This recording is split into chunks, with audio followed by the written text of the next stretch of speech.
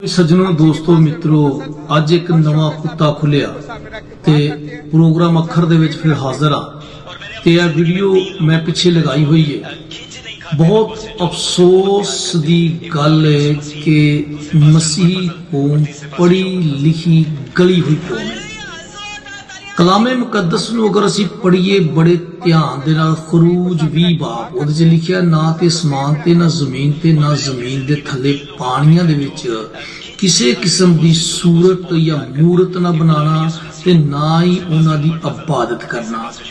इत्थे बंदा कह रहा जी असीं अनवर फजल जिहड़ा जोगी ते फक्की वेचण वाला ते चोर ते डाकू ते लटकेरा ओदी फोटो नूं सामने रख के ते असी इबादत करने आ ते शौकत फजल ते अनवर फजल ते ओदी बीवी ते पिछे नारे लवान डई है जी हालेलुया आज़क टीवी जिंदाबाद। हम सीनियर पास्टर अनवर फजल साहब और शौकत साहब की तस्वीर को सामने रख के दुआ करते हैं, इन सबको ज़हन में रख के। और मैंने अपनी जिंदगी में 3 लोगों को देखा है जो खिंच नहीं खाते लोगों से, जो लोगों से बहुत प्यार करते हैं। एक खुदावंद यीशु मसीह, दूसरे पास्टर अनवर फजल और तीसरे पास्टर शौकत फजल। दूजा बंदा कहंदा जी मैं अज तक कोई इहो जिहा बंदा ही नहीं देखिया। 3 बंदे देखे ने जिहड़े यीशु मसीह ते अनवर फजल ते शौकत फजल। वाह सदके जावां तेरी मैं तालीम दे उत्ते ते तेरी पढ़ाई दे उत्ते आंदा कि वो खिज नहीं खांदे।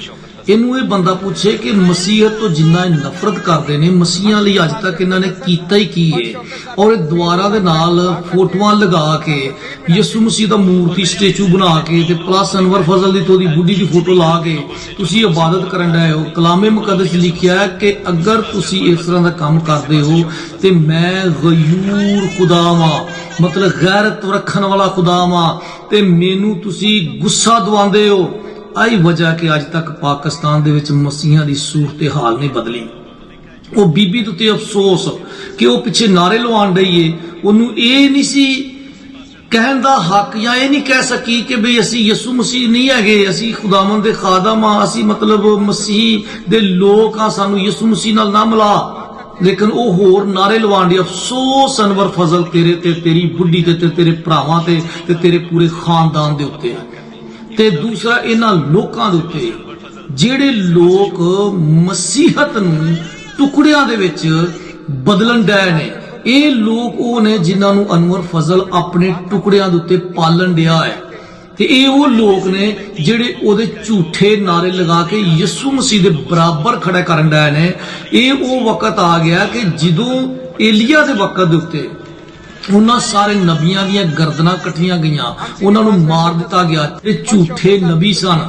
इसे तरीके नाल वो झूठी नबूवत करदे सन ते अनवर फजल भी उन्हां दे विचों ते शौकत फजल भी उन्हां दे विचों ते ओदी बुढ़ी भी उन्हां दे विचों ते ये लोग जिहड़े ओदे पूजा करन वाले ने ये भी उन्हां दे विचों ने।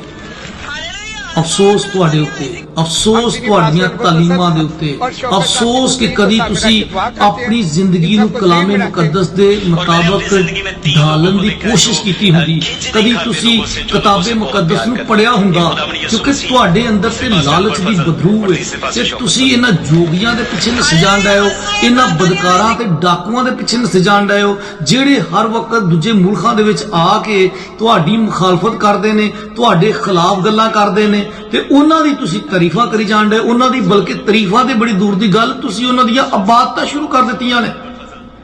और ये लोग वो ने जिन्हां दे मतलब मत्ती रसूल दी अंजील दे विच खुदावंद यीशु मसीह ने खुद आख्या कि वो आखदे ने कि इहो जिहे लोकां दे गले दे विच चक्की दा पाट पा के ते समुद्र विच सट दित्ता जावे। ते मैं समझना कि इहो जिहा पूजा करन वालियां नूं ही ते इहो जिहा पूजा करवाउण वालियां दोवां दे उत्ते बराबर दी सज़ा लागू हुंदी है।